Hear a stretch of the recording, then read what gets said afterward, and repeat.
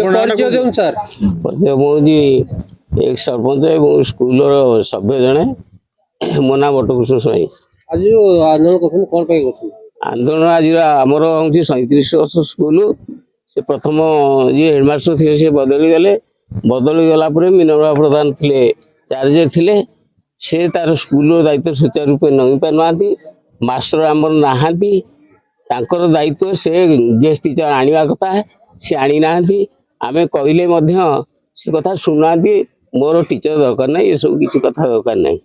ତେଣୁ ଆମର ଉଦ୍ଦେଶ୍ୟ ସେ ତାର ସେଇଠୁ ସ୍ଥାନାନ୍ତର ହଉ ଏବଂ ଆମକୁ 3ଟା ଟିଚର ସେମାନେ ଦିଅନ୍ତି। ଆମର ମୁଖ୍ୟ ଟିଚର ସାଇନ୍ସ ଟିଚର ନାହାନ୍ତି, ମ୍ୟାଥମେଟିକ୍ସ ଟିଚର ନାହାନ୍ତି, ଇଂଲିଶ ଟିଚର ନାହାନ୍ତି।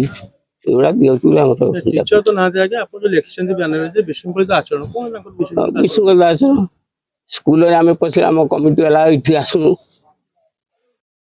ଆମକୁ ବ୍ୟବହାର ଖରାପ। ଯିଏ ମଧ୍ୟ ଆସୁଛନ୍ତି ଦେବାକୁ ଆସିଥିଲେ ଦରଖାସ୍ତ, ଯିଏ ସେ 7 ବିଭାଗ ତାଙ୍କ ଦରଖାସ୍ତ ରଖିଲେନି, ତାକୁ ଆଡୁ ସାଡୁ ଗପିଲେ। ଏଇସବୁ କଥା। ଆନ୍ଦୋଳନ କେତେ ଦିନ ଚାଲିବ? ଏମିତି ଦୀର୍ଘ ଦିନ ଚାଲିବ। ଆମ କଥା ପୂରଣ ନ ହେବା ପର୍ଯ୍ୟନ୍ତ ଚାଲିବ ଏମିତି। ଆପଣ ନାଁଟା କ'ଣ? ମୋ ନାଁ ବଳରାମ ନାୟକ। ମୁଁ ଛାତ୍ର ବିଭାଗ। ଆମର ପୁଅ ଏଠି ପାଠ ପଢ଼ୁଛି, ନବମ ଶ୍ରେଣୀରେ ଆଡ଼ମିସନ୍ କରିଛି। ନବମ ଶ୍ରେଣୀରେ ଆଡ଼ମିସନ୍ କରିଛି। ବାରମ୍ବାର ଆମେ ପିଲାଙ୍କ ଠାରୁ ବୁଝିଲୁ ଯେ କ'ଣ ପାଠ ପଢ଼ା ଚାଲିଛି ନା ଆମର ଟିଚର ନାହାନ୍ତି। କେଉଁ ଟିଚର ନାହାନ୍ତି ନା ମ୍ୟାଥମେଟିକ୍ସ ନାହାନ୍ତି, ସାଇନ୍ସ ନାହାନ୍ତି, ଇଂଲିଶ ନାହାନ୍ତି। ସାଂସ୍କ୍ରିଟ ଟିଚର ଯାଉଛନ୍ତି ଡେପୁଟେସନରେ 3 ଦିନ, ଏଠି ଅଲଗା ଜାଗାରେ 3 ଦିନ। ଖେଳ ଟିଚର ନାହାନ୍ତି। ତେଣୁକରି ଆମେ ତାଙ୍କୁ ଥରେ ଆସି ଗାର୍ଡିଆନ ହିସାବରେ ସମସ୍ତ ଗାର୍ଡିଆନ ଦିନ ଆପ୍ଲିକେସନ ଦେଲୁ। ସ୍କୁଲର ପ୍ରଧାନ ଶିକ୍ଷୟିତ୍ରୀ ଦାୟିତ୍ୱରେ ଯିଏ ଅଛନ୍ତି ମିନର୍ଭା ପ୍ରଧାନ, ସେ ଆମ ଆପ୍ଲିକେସନ ରଖିବା ପାଇଁ ରାଜି ହେଲେନି। କହିଲେ ମୋତେ ସରକାରୀ ସ୍ତରରୁ ସେମିତି କିଛି ନିୟମ ଆସିନି ଗାର୍ଡିଆନ ମାନଙ୍କର ଆପ୍ଲିକେସନ ରଖିବା ପାଇଁ। ତାପରେ ମୁଁ ଯାଇକି ସ୍କୁଲର ମ୍ୟାନେଜିଂ କମିଟି ପାଖରେ ପହଞ୍ଚିଲି ଯେ ଟିଚର ଫିଚର ନାହାନ୍ତି, କେମିତି କ'ଣ ପାଠ ପଢ଼ା ହେବ? ଆମେ ପିଲା ତ ଅଲଗା ଜାଗାରେ ପାଠ ପଢ଼ିବା ପାଇଁ ଇଚ୍ଛୁକ ଥିଲୁ। ତମମାନଙ୍କର ସ୍ନେହ ଶ୍ରଦ୍ଧା ପାଇଁକି ଆମେ ଏଇଠି ଆଡମିସନ କରୁଛୁ। ମୋ ଘର ସ୍କୁଲ ଠାରୁ ମାତ୍ର 100 ଫୁଟ। ସ୍କୁଲରେ ଯୋଉ ପ୍ରକାର ଟିଚର ମାନଙ୍କ ଭିତରେ ଯୋଉ ବିଶୃଙ୍ଖଳା, କେବଳ ହେଡମିସେସ୍ ଯିଏ ଦାୟିତ୍ୱରେ ଅଛନ୍ତି, ପ୍ରଧାନ ଶିକ୍ଷକ ଦାୟିତ୍ୱରେ ଯିଏ ଅଛନ୍ତି, ସିଏ ଗୋଟେ ପଟେ, ଆଉ ସମସ୍ତେ ଗୋଟେ ପଟେ। ବାରମ୍ବାର କଳି ଝଗଡ଼ା ବି ହେଉଛି। ତା ସତ୍ତ୍ୱେ ସେଥିରେ ଆମର କିଛି କହିବାର ନାହିଁ। ପିଲାଙ୍କର ପାଠ ପଢ଼ାଟା ହେଉଛି ମୁଖ୍ୟ। ହେଡମିଷ୍ଟ୍ରେସକୁ ବାରମ୍ବାର ଦାବି କରିବା ସତ୍ତ୍ୱେ ହେଡମିଷ୍ଟ୍ରେସ ଆମ ଆପ୍ଲିକେସନ ରଖିଲେ ନାହିଁ। ଆମେ ତାପରେ ଗଲୁ କଲେକ୍ଟରଙ୍କ ଅଫିସ, ଗ୍ରିଭାନ୍ସକୁ ଦେଲୁ। ଗ୍ରିଭାନ୍ସରେ ସେ ପଠେଇଲେ ଡିଓ ପାଖକୁ। ଡିଓଙ୍କ ଗ୍ରିଭାନ୍ସକୁ 3 ଥର ଗଲୁ। ଡେପୁଟି ସିଏମ୍ ପାଖକୁ 3 ଥରରୁ ଉର୍ଦ୍ଧ୍ୱ ଯାଇଛୁ। ତା ସତ୍ତ୍ୱେ ଯେତେବେଳେ ଆମର ଦାବି କିଛି ସରକାର ଶୁଣିଲେନି, ବା ଡିଓ ଶୁଣିଲେନି, ବିଓ ଶୁଣିଲେନି, ଶିକ୍ଷୟିତ୍ରୀ ପ୍ରଧାନ ଶିକ୍ଷୟିତ୍ରୀ ବି ଶୁଣିଲେନି, ଆମେ ତାଲା ପକାଇବା ପାଇଁ ବା ଅନଶନରେ ଧାରଣାରେ ବସିବା ପାଇଁ ବାଧ୍ୟ ହେଲୁ। ଆପଣ ଏ ସମ୍ପର୍କରେ ଆଗରୁ ଜଣାଇଛନ୍ତି ତାଲା ପକେଇବେ ବୋଲି? ତାଲା ପକେଇବୁ ବୋଲି ଆମେ ଦେଇଛୁ, କଲେକ୍ଟର ଗ୍ରିଭାନ୍ସ ଦେଇଛୁ, ଡିଓଙ୍କୁ ଦେଇଛୁ, ବିଓଙ୍କୁ ଦେଇଛୁ। ଆମର ଯିଏ ସ୍କୁଲର ଦାୟିତ୍ୱରେ ଅଛନ୍ତି, ମଧ୍ୟାହ୍ନ ଭୋଜନ ଦାୟିତ୍ୱରେ ଅଛନ୍ତି ଯୋଉ CRCS, ତାଙ୍କୁ ବି ବାରମ୍ବାର କହିଛୁ। ସିଏ କହିଲେ ଏଥିରେ ମୋର କିଛି ନାହିଁ। ତାପରେ ଆହୁରି ଗୋଟେ ଦୁଃଖର କଥା, ପିଲା ଏବଂ ଯେତିକି ପିଲା ଆସୁଛନ୍ତି ନବମ ଶ୍ରେଣୀରେ, 10ମ ଶ୍ରେଣୀ ପିଲା କେହି ଆସୁନାହାନ୍ତି ଟେଷ୍ଟ ପରୀକ୍ଷା ଦେଇ ସାରିଲା ପରେ। ନବମ ଶ୍ରେଣୀ ପିଲା ସ୍କୁଲର ଶିକ୍ଷକଙ୍କ ଭିତରେ ଗଣ୍ଡଗୋଳ ହେତୁ ପିଲା ତାଙ୍କର ନିଜ ମନୁ ମନୁ ସ୍କୁଲ ଠାରୁ ଦୂରେଇ ଗଲେ, ଆସିଲେ ନାହିଁ। କାହିଁକି ଆସିନାହାନ୍ତି ବୋଲି ସେ ବାବଦରେ ପ୍ରଧାନ ଶିକ୍ଷୟିତ୍ରୀ କୌଣସି ପଦକ୍ଷେପ ନେଇନାହାନ୍ତି। ଆମେ ଗୋଟେ ସୂଚନା ପାଇଲୁ ଯେ ସ୍କୁଲରେ କ'ଣ ମାରପିଟ, ଶିକ୍ଷକଙ୍କ ମାରପିଟ ସିଏ ଏଇ ପିଲାଙ୍କର ଯୋଗୁଁ। ଶିକ୍ଷୟିତ୍ରୀ ପ୍ରଧାନ ଶିକ୍ଷୟିତ୍ରୀ କହିଲେ ଭାରତର ବଡ଼ ନଦୀ ମହାନଦୀ, ଆଉ ଜଣେ ଶିକ୍ଷୟିତ୍ରୀ କହିଲେ ନାଇଁ ଓଡ଼ିଶାର ବଡ଼ ନଦୀ ମହାନଦୀ। ସେ କହିଲେ ତୁ କାହିଁକି ମୋତେ ଏକ୍ସପୋଜ କଲୁ ଏତେ ପିଲାଙ୍କ ଭିତରେ? ଶିକ୍ଷୟିତ୍ରୀ ଭିତରେ ଗଣ୍ଡଗୋଳ ହେଲା। ପିଲାଙ୍କ ନାଁରେ ଧରିକିରି ତା ପୁଅ ମରୁ, ତା ପୁଅ ମରୁ, ଆ ପୁଅ ମରୁ, ଏମିତି ଗଣ୍ଡଗୋଳ ଚାଲିଲା। ପିଲା ସେଥିପାଇଁ କି ନବମ ଶ୍ରେଣୀର ସମସ୍ତ ପିଲା, 2 ଜଣ ଝିଅ ମାତ୍ର ଆସୁଛନ୍ତି, ଆଉ ସମସ୍ତ ପିଲା ବର୍ତ୍ତମାନ ଏଠିକି ଆସୁନାହାନ୍ତି। କାହିଁକି ଆସୁନାହାନ୍ତି? ସେଥିପାଇଁ କି ପ୍ରଧାନ ଶିକ୍ଷକର କିଛି ବି ଦାୟିତ୍ୱ ନାହିଁ। ଏଇ ବାବଦରେ ଆମେ ବି ଏବିଓଙ୍କୁ ଜଣେଇଥିଲୁ ଯେ ପିଲା ତ ଆସୁନାହାନ୍ତି। ମଧ୍ୟାହ୍ନ ଭୋଜନ ବର୍ତ୍ତମାନ ଯୋଉ ମିଲ୍ ପଡୁଛି, କେମିତି ପଡୁଛି ତା ପାଇଁ ବି ଆକ୍ଟେରିୟମ ମାଗିଛୁ। ଶନିବାର ଠାରୁ ପିଲା କେହି ଆସୁନାହାନ୍ତି, ଆମେ ଆକ୍ଟେରିୟମ ମାଗିଛୁ। ପିଲା ଆସୁନାହାନ୍ତି, ମଧ୍ୟାହ୍ନ ଭୋଜନ ମିଲ୍ ପଡୁଛି ନା ନାହିଁ? DRCS ଆମର ଫୋନ ଉଠେଇଲେ ନାହିଁ। ତେଣୁ ଏଇ ସମସ୍ତ ଦାବିକି ନେଇକିରି ଆମେ ବର୍ତ୍ତମାନ ଅନିର୍ଦ୍ଦିଷ୍ଟ କାଳ ପାଇଁ ଧାରଣାରେ ବସିବୁ। ସରକାର ଟିଚର ଦିଅନ୍ତୁ, ସରକାର ଯୋଉ ଗେଷ୍ଟ ଟିଚର 2 ଜଣ ଆପ୍ଲାଏ ବି କରିଥିଲେ ସେମାନେ ଆସିବା ପାଇଁ ଆସିବା ଇଚ୍ଛୁକ। ଡିଓ ସାର୍ ବି ତାଙ୍କ ସାଥିରେ ଯୋଗାଯୋଗ କଲେ, ସିଏ ଆସିବା ପାଇଁ ଇଚ୍ଛୁକ, କିନ୍ତୁ ତାର ଦାୟିତ୍ୱ ହେଉଛି ପ୍ରଧାନ ଶିକ୍ଷୟିତ୍ରୀ।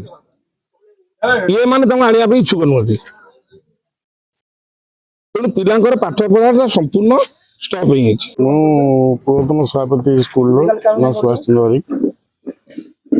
କଣ ହେଇଛି ଏଠି ଅସୁବିଧା ତାଲା ପକେଇଯାଇଛି? ଏ ସ୍କୁଲ ଏ ଅଞ୍ଚଳରେ ପଞ୍ଚାୟତ ଭିତରେ ଗୋଟିଏ ସ୍କୁଲ ଦୀର୍ଘ 37 ବର୍ଷ ଧରି ବହୁ କଷ୍ଟରେ ବାଧାବିଘ୍ନରେ ମାନେ ପବ୍ଲିକ ଲୋକଙ୍କର ଏ ଅଞ୍ଚଳବାସୀଙ୍କର ସ୍କୁଲ ଗଢ଼ିବାରେ ବହୁତ ଅବଦାନ ଅଛି।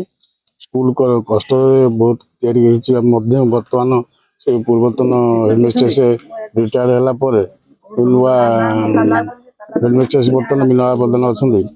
ତାଙ୍କର ବର୍ତ୍ତମାନ English teacher, mathematics teacher, science teacher ବର୍ତ୍ତମାନ ସ୍କୁଲରେ ନାହାନ୍ତି।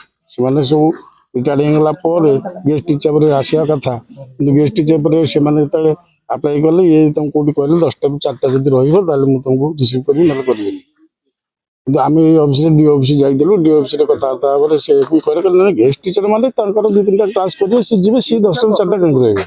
ସେ ତାଙ୍କର ଏ ପ୍ରକାର ମତାମତ ଦେଇଥିଲେ। ଆମେ ସେ ହିସାବରେ କହିଲୁ, ସେ ଗେଷ୍ଟ ଟିଚର ବି ଆସିଲେନି। ବର୍ତ୍ତମାନ ପିଲା ପାଠ ପଢିବାକୁ ସାଇନ୍ସ, ଇଂଲିଶ, ମ୍ୟାଥମେଟିକ୍ସ ଟିଚର ନାହାନ୍ତି। ସ୍କୁଲର ଅବ୍ୟବସ୍ଥା ଭିତରେ ଚାଲିଛି। ଏଥିପାଇଁ କି ଡିଓଙ୍କୁ କହିବାରେ ଉପମୁଖ୍ୟମନ୍ତ୍ରୀ 2 ଥର ଉପମୁଖ୍ୟମନ୍ତ୍ରୀ ପାଖକୁ ଯାଇଛୁ, ଆଉ ସମସ୍ତଙ୍କୁ ଜଣେଇଛୁ, ସବ୍ କଲେକ୍ଟର ଗ୍ରିଭାନ୍ସରେ ବି ଦିଆହେଇଛି, କିନ୍ତୁ କୌଣସି ତାର ସୁଫଳ ନ ମିଳିବାରୁ ବାଧ୍ୟ ହେଇକରି ଆମେ ଅଞ୍ଚଳବାସୀ ଆଉ ଛାତ୍ର ବିଭାଗ ଧାରଣା କଲୁ। ଆପଣଙ୍କ ନାଁ କଣ? ତମ ନାଁ କଣ? ମାମୁନି ନାୟକ, କୋଉ ସ୍କୁଲରେ ପଢୁଛ? ପଞ୍ଚାୟତ ହାଇସ୍କୁଲ ଅଳକୁଣ୍ଡ। ଆଜି ଆସିଥିଲ ସ୍କୁଲରେ ଆସିଥିଲ? ଆଜ୍ଞା, କାଇଁ ସ୍କୁଲକୁ ଯାଇନ? ଯାଇନୁ, ଏମିତି କଣ ଆନ୍ଦୋଳନ କରିକି ବସିଛନ୍ତି। ତାପରେ ଆମର ଆଜି ବି ଗୋଟେ ଦିନ ପାଠ ପଢା ଲସ୍ ହେଲା କି କିଛି ବି, ମାନେ ଏଠି ଗଣ୍ଡଗୋଳ ତାଙ୍କର କଣ, ତାଙ୍କ ଭିତରେ କଣ ଝଗଡା ହେଇଛି ଆମେ କିଛି ଜାଣିନୁ। ଆମର ପଢାପଢି ଚାଲିଛି, କେବଳ 2ଟା ସବଜେକ୍ଟ ପଢା ହେଇନି। ପଢା ନ ହେବା ଭିତରେ ଆମେ ଟିକେ ପ୍ରୋବ୍ଲେମ ହଉଛି। ଆମେ ଅନୁରୋଧ କରୁଛୁ କି ଆମକୁ ଟିଚର ଦିଅନ୍ତୁ। ସ୍କୁଲରେ କଳି HM ଅପାଙ୍କ କଳି ଠାରୁ ବାହାରିଛୁ। ସ୍କୁଲରେ କେତେ ଜଣ ଟିଚର ଅଛନ୍ତି? 3 ଜଣ, କେତେ ପିଲା ତମେ ପଢୁଛ? 27 ଜଣ ପଢୁଛୁ। ଟିଚର ଅଭାବ ଅଛନ୍ତି କି? ଆମର ତ ଇଂଲିଶ, ଗଣିତ, ବିଜ୍ଞାନ ଏପର୍ଯ୍ୟନ୍ତ ହେଲେ ବହି ଖୋଲା ହବ ନାହିଁ। ପାଠ ପଢା ହଉନି? ନା, ଆଜି ଯୋଉ ତାଲା ପଡିଛି, କାଇଁ ତାଲା ପଡିଛି? ଅପା କଳି କରିଥାରୁ ତାଲା ପଡିଛି। ଅପା କିଏ ଯେ? HM ଭୁଲ ନା କଣ? ମିନା, ସେ କଣ ହଉଛି? ସେ ଆମ HM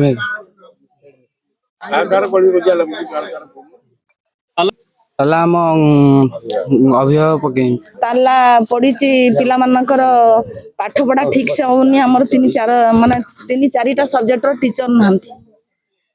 ସବୁବେଳେ ଗଣ୍ଡଗୋଳ, ସବୁବେଳେ ପାଟିତୁଣ୍ଡ, ଅଶାନ୍ତ ପରିବେଶ ବିଦ୍ୟାଳୟରେ। କିଏ ଗଣ୍ଡଗୋଳ କରୁଛି? ଗଣ୍ଡଗୋଳ କରୁଛନ୍ତି ଆମର ମ୍ୟାଡାମ ପ୍ରଧାନ, ଭାରପ୍ରାପ୍ତ ପ୍ରଧାନ ଶିକ୍ଷୟିତ୍ରୀ ମିନର୍ଭା ପ୍ରଧାନ। ତାଙ୍କର ଗେଟ୍ ଭିତରକୁ ପଶିଲେ ଆଜି ଯଦି କୋଉ ଷ୍ଟାଫର ବାପା ନା, କାଲି କୋଉ ଷ୍ଟାଫର ସ୍ୱାମୀ ନା, ତାରିଣୀ କି ନଡିଆ ଜଚା ହଉଛି ଯେ ରାଣ୍ଡ ହବ, ଏଇ ମୁହୂର୍ତ୍ତରେ ଘରକୁ ଯାଇଥିଲେ ତମେ ରାଣ୍ଡ ହେଇଥବ। ଏମିତି ୱାର୍ଡ, ମୁଁ ଜଣେ ଶିକ୍ଷୟିତ୍ରୀ, ଏମିତି ଭାଷା ଧରିବାଟା ଉଚିତ ନୁହଁ।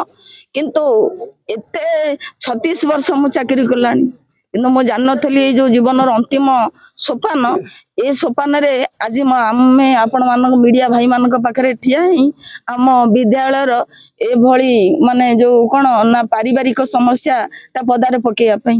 କିନ୍ତୁ ଆପଣ ଦାବି କଣ ରଖିବେ? ଦାବି କଣ, ଆପଣ ମାନେ ସରକାର ଯାହା କରିବେ। କଣ ସରକାରଙ୍କ ଉପରେ ଦାବି? ସରକାରଙ୍କ ଉପରେ ଦାବି ଆମ ସ୍କୁଲଟା କେମିତି ଉତ୍ତରତର ଉନ୍ନତି ଘଟିବ। ତାପରେ ଆମର ଶିକ୍ଷକ ମାନେ ଆସିବେ, ଆମର ଯୋଉ ସାଇନ୍ସ, ମ୍ୟାଥମେଟିକ୍ସ, ଇଂଲିଶ ଟିଚର ଆସିବେ, ପିଲାଙ୍କର ଆଡମିସନ ହବ। ତେଣୁ ଆମେ ତ ବ୍ଲକଗ୍ରାଣ୍ଟ ହାଇସ୍କୁଲ ନା, ତେଣୁ ଆମର ଗାର୍ଡିଆନ କୋଉଦିନ ନାହାନ୍ତି? 3ଟା ଟିଚର, ଜଣେ ଜୁଲାଇ 31ରେ ରିଟାୟାର୍ଡ ହେଲେ, ସାଇନ୍ସ ଟିଚର ଜଣେ ଜୁଲାଇ 31ରେ, ମେ 31ରେ ଆଉ ଜଣେ ସାଇନ୍ସ PCM ରିଟାୟାର୍ଡ ହେଲେ। ଆଉ ସୁଲୋଚନା ଆପାଜୀ ଆମର ପ୍ରଧାନ ଶିକ୍ଷୟିତ୍ରୀ ଥିଲେ, ସିଏ ନଭେମ୍ବର 2024ରେ ରିଟାୟାର୍ଡ କଲେ, 1 ବର୍ଷ ହେଲା। ଆଉ ତା ପରଠାରୁ ସ୍କୁଲରେ ଆମେ ଠିକ ସେ ରହିପାରୁନୁ। କଣ ପାଇଁ ରହିପାରୁନାହାନ୍ତି? କେମିତି ରହିପାରିବୁ ଯଦି ଆମେ ଏଇ ଗେଟ୍ ଭିତରେ ପଶିବୁ, ଯଦି ଆମ ବାପା ନାଁ ଧରା ହେଲାଣି, କାଲି ଆମ ସ୍ୱାମୀ ନାଁ ଧରା ହେଲାଣି। କୂଳ ବୁଡ଼ିଲାଣି ତାହେଲେ ପିଲା କେମିତି ପାଠ ପଢିବେ ତାପରେ ଏଇ ପ୍ରକାର ପରିସ୍ଥିତି ସବୁଦିନ ତାହେଲେ କେମିତି ଭାରପ୍ରାପ୍ତ ପ୍ରଧାନ ଶିକ୍ଷୟିତ୍ରୀ ଯୋଉ ଅଛନ୍ତି ସେ କାହିଁ ଆପଣମାନଙ୍କ ଉପରେ ବିରକ୍ତ ହଉଛନ୍ତି? କଣ ଶୁଣନ୍ତୁ କଣ ରହୁଛି କି? କିଛି ନାହିଁ ପିଲାମାନଙ୍କ ଠାରୁ କର୍ମଚାରୀ ମାନଙ୍କ ଠାରୁ ଏରିଆ ପବ୍ଲିକଙ୍କ ଠାରୁ କମିଟି ମେମ୍ବରଙ୍କ ଠାରୁ ଆପଣ ମାନେ ବୁଝିପାରନ୍ତି ପିଲାମାନଙ୍କ ଠାରୁ ବୁଝିପାରନ୍ତି ଆପଣଙ୍କ ଅଭ୍ୟାସଗତ ହେଇଯାଇଛି ନା କଣ?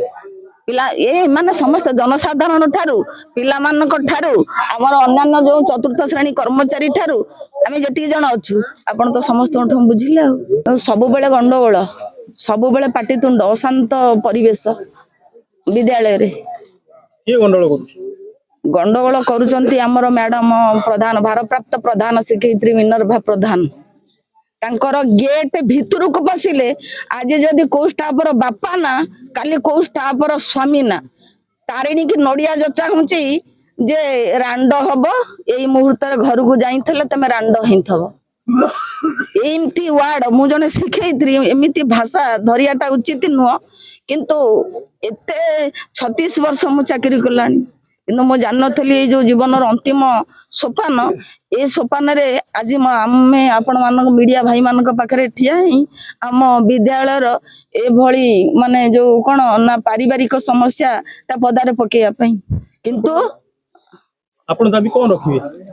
ଦାବି କଣ ଆପଣ ମାନେ ସରକାର ଯାହା କରିବେ କଣ ସରକାରଙ୍କ ଉପରେ ଦାବି? ସରକାରଙ୍କ ଉପରେ ଦାବି ଆମ ସ୍କୁଲଟା କେମିତି ଉତ୍ତରତର ଉନ୍ନତି ଘଟିବ ତାପରେ ଆମର ଶିକ୍ଷକ ମାନେ ଆସିବେ ଆମର ଯୋଉ ସାଇନ୍ସ ମ୍ୟାଥମେଟିକ୍ସ ଇଂଲିଶ ଟିଚର ଆସିବେ ପିଲାଙ୍କର ଆଡମିସନ ହବ ତେଣୁ ଆମେ ତ ବ୍ଲକ ଗ୍ରାଣ୍ଟ ହାଇସ୍କୁଲ ନା ତେଣୁ ଆମର ଗାର୍ଡିଆନ କୋଉଦିନ ନାହାନ୍ତି ତିନିଟା ଟିଚର ଜଣେ ଜୁଲାଇ 31 ରେ ରିଟାୟାର୍ଡ ହେଲେ ସାଇନ୍ସ ଟିଚର ଜଣେ ଜୁଲାଇ 31 ରେ ମେ 31 ରେ ଆଉ ଜଣେ ସାଇନ୍ସ PCM ରିଟାୟାର୍ଡ ହେଲେ ଆଉ ସୁଲୋଚନା ବାଜି ଆମର ପ୍ରଧାନ ଶିକ୍ଷୟିତ୍ରୀ ଥିଲେ ସିଏ ନଭେମ୍ବର 2024 ରେ ରିଟାୟାର୍ଡ କଲେ ଗୋଟେ ବର୍ଷ ହେଲା ଆଉ ତା ପରଠାରୁ ସ୍କୁଲରେ ଆମେ ଠିକ ସେ ରହିପାରୁନୁ କଣ ପାଇଁ ରହିପାରୁନାହାନ୍ତି? କେମିତି ରହିପାରିବୁ ଯଦି ଆମେ ଏଇ ଗେଟ୍ ଭିତରେ ବସିବୁ ଯଦି ଆମ ବାପା ନାଁ ଧରା ହେଲାଣି କାଲି ଆମ ସ୍ୱାମୀ ନାଁ ଧରା ହେଲାଣି କୂଳ ବୁଡ଼ିଲାଣି ତାହେଲେ ପିଲା କେମିତି ପାଠ ପଢିବେ ତାପରେ ଏଇ ପ୍ରକାର ପରିସ୍ଥିତି ସବୁଦିନ ତାହେଲେ କେମିତି ଭାରପ୍ରାପ୍ତ ପ୍ରଧାନ ଶିକ୍ଷୟିତ୍ରୀ ଯୋଉ ଅଛନ୍ତି ସେ କାହିଁ ଆପଣମାନଙ୍କ ଉପରେ ବିରକ୍ତ ହଉଛନ୍ତି? କଣ ଶୁଣନ୍ତୁ କଣ ରହୁଛି କି? କିଛି ନାହିଁ ପିଲାମାନଙ୍କ ଠାରୁ କର୍ମଚାରୀ ମାନଙ୍କ ଠାରୁ ଏରିଆ ପବ୍ଲିକଙ୍କ ଠାରୁ କମିଟି ମେମ୍ବରଙ୍କ ଠାରୁ ଆପଣ ମାନେ ବୁଝିପାରନ୍ତି ପିଲାମାନଙ୍କ ଠାରୁ ବୁଝିପାରନ୍ତି ଆପଣଙ୍କ ଅଭ୍ୟାସଗତ ହେଇଯାଇଛି ନା କଣ? ପିଲା ଏ ମାନେ ସମସ୍ତେ ଜନସାଧାରଣ ଠାରୁ ପିଲାମାନଙ୍କ ଠାରୁ ଆମର ଅନ୍ୟାନ୍ୟ ଯୋଉ ଚତୁର୍ଥ ଶ୍ରେଣୀ କର୍ମଚାରୀ ଠାରୁ ଆମେ ଯେତିକି ଜଣ ଅଛୁ ଆପଣ ତ ସମସ୍ତଙ୍କଠୁ ବୁଝିଲେ ଆଉ ପଞ୍ଚାୟତ ହାଇସ୍କୁଲ ଅଣକୁଣ୍ଡ ଏଠି ଯେଉଁ ସ୍କୁଲଟି ଆଜି ଗ୍ରାମବାସୀଙ୍କ ତରଫରୁ ବନ୍ଦ କରାଯାଇଛି ଏଠି ମୁଖ୍ୟ ଗ୍ରାମବାସୀଙ୍କର ଦାବି ଏଠି ଆମର ଶିକ୍ଷକ ସମସ୍ୟା ରହିଛି ଏଠି ମାତ୍ର 3 ଜଣ ଶିକ୍ଷକ ଶିକ୍ଷୟିତ୍ରୀ କାର୍ଯ୍ୟରତ ଅଛନ୍ତି ତେଣୁ ଆମେ ତାଙ୍କର ଅଭିଯୋଗକୁ ଶୁଣୁଛୁ ଆଉ କେମିତି ଏଠି ଆମେ ତାଙ୍କର ଶିକ୍ଷକକୁ ପୋଷ୍ଟିଂ କରାଯିବ ବା ଆମର ଗେଷ୍ଟ ଟିଚରକୁ ଆପଏଣ୍ଟମେଣ୍ଟ କରାଯାଇକରି ଏଠି ଶିକ୍ଷକ ସମସ୍ୟାକୁ ସମାଧାନ କରାଯିବ ମୁଁ ଗ୍ରାମବାସୀଙ୍କ ସହିତ ଆଲୋଚନା କରୁଛି ଆଉ ତାକୁ ଆମେ ନିଶ୍ଚିତ ଭାବରେ ଆକୁ ଆମର ଡିଓଙ୍କ ସାର୍ଙ୍କ ପାଖରେ ଏଇଟା ଆଲୋଚନା କରିବୁ ଏବଂ ଏ ଯେଉଁ ଶିକ୍ଷକ ପୋଷ୍ଟିଂ ସମସ୍ୟାକୁ ବହୁତ କମ୍ ସମୟ ଭିତରେ ଆମେ ତାକୁ ସମାଧାନ କରିବା ପାଇଁ ପ୍ରତିଶ୍ରୁତି ଦେଉଛୁ ତେଣୁ ଯାହା ଗ୍ରାମବାସୀଙ୍କର ଦାବି ରହିଛି ଆମେ ନିଶ୍ଚିତ ଭାବରେ ଆମର ହାୟର ଅଥରିଟିକୁ ଜଣାଇକି ତାକୁ ସମାଧାନ କରିବା ପାଇଁ ପ୍ରଚେଷ୍ଟା କରିବୁ। ଆଉ ଗୋଟେ ଦାବି ରହୁଛି ଗ୍ରାମବାସୀମାନେ ପଚାରୁଥିଲୁ ଯେଉଁ ସ୍କୁଲର ଯେଉଁ ଶିକ୍ଷକ ଅଛନ୍ତି ଆଉ ତା ବାଦ ଯେଉଁ ପିଅନ ଅଛନ୍ତି କର୍ମଚାରୀମାନେ ଅନ୍ୟ କର୍ମଚାରୀମାନେ ଅଛନ୍ତି ଆଉ ପିଲାମାନେ ସେମାନେ ସବୁ ଅଭିଯୋଗ ଆଣୁଛନ୍ତି ପ୍ରଧାନ ଶିକ୍ଷୟିତ୍ରୀଙ୍କ ବିରୁଦ୍ଧରେ ପ୍ରଧାନ ଶିକ୍ଷୟିତ୍ରୀ ତାଙ୍କୁ ଖରାପ ବ୍ୟବହାର ପ୍ରଦର୍ଶନ କରୁଛନ୍ତି ବିଭିନ୍ନ ସମୟରେ ଆକ୍ଷେପ ଆଣୁଛନ୍ତି କ'ଣ କହିବେ ଆପଣ? ସିଏ ସମସ୍ତ ମୁଁ ଅଲଗା ତାଙ୍କର କର୍ମଚାରୀ ସହିତ ଆଲୋଚନା କରିନି ମୁଁ ଏ ବିଷୟରେ ଅବଗତ ନାହିଁ ତଥାପି ମୁଁ ପର୍ସନାଲ ତାଙ୍କ ସହିତ ଆଲୋଚନା କଲେ କମିଟି ଆମର ଯେଉଁ SMDC କମିଟି ଅଛି ତା ସହିତ ଆଲୋଚନା କଲେ ଯାହା ସେ ବିଷୟରେ ମୁଁ ସତ୍ୟାସତ୍ୟ ଜାଣିଲେ ଆମେ ସେଇ ଅନୁସାରେ କାର୍ଯ୍ୟକ୍ରମ ଗ୍ରହଣ କରିବୁ। ମାନେ ମୋର ପଞ୍ଚାୟତ ଉଚ୍ଚ ବିଦ୍ୟାଳୟର ପ୍ରଧାନ ଶିକ୍ଷୟିତ୍ରୀ ଭାବେ ବର୍ଷେ ହେଲାଣି ଆର ନଭେମ୍ବର 30ରୁ 24ରୁ ମୁଁ ବିଧିବଦ୍ଧ ଭାବରେ କାର୍ଯ୍ୟ କରି ଆସୁଥିଲି ବର୍ତ୍ତମାନ ମୁଁ ସେ କଥା କିଛି ଜାଣିନି ତେଣୁ ଏବେ ତାଲା ପଡ଼ିଛି ମୁଁ ବି କିଛି ଜାଣିନି ତେଣୁ ମୋ କହିବା କଥା ସରକାରୀ ଅନୁଷ୍ଠାନରେ ଲୋକମାନେ ଯାହା ଚାହୁଁଛନ୍ତି କିମ୍ବା ପ୍ରଶାସନ ଦୃଷ୍ଟିରୁ ବି ହେଉ ସେ ଯାହା କହିବେ ମୁଁ ସବୁଥିରେ ରାଜି କିନ୍ତୁ ଲିଗାଲ କାମ ହେବା ଦରକାର ନ୍ୟାୟରେ କାମ ହେବା ଦରକାର ମୋର ଆଉ କିଛି କହିବା ପିଲାଙ୍କ ଭବିଷ୍ୟତ ଅନ୍ଧାର ହେଉଛି ତେଣୁ ମୋ କହିବା କଥା ଯଦି ତାପରେ ମୁଁ ତାକୁ ଗ୍ରହଣ କରିବି କିନ୍ତୁ ସେମାନେ ଆକ୍ରୋଶମୂଳକ ଭାବେ ଯଦି କରିବେ ମୁଁ ତା ପାଇଁ କିଛି କହିପାରିବିନି।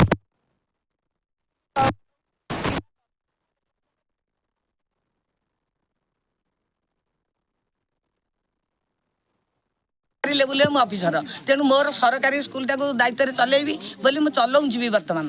ତେଣୁ ଯଦି କ'ଣ ଲୋକମାନଙ୍କର ଏଥିରେ ଅଛି, ତେଣୁ ସେମାନେ ତାଲା ପକାଇଲେ ମୋର ତାଙ୍କୁ କିଛି କହିବାର ନାହିଁ। ଯଦି ନ୍ୟାୟୋଚିତ କଥା ହେବ ମୁଁ ସବୁଥିରେ ରାଜି ହେବି।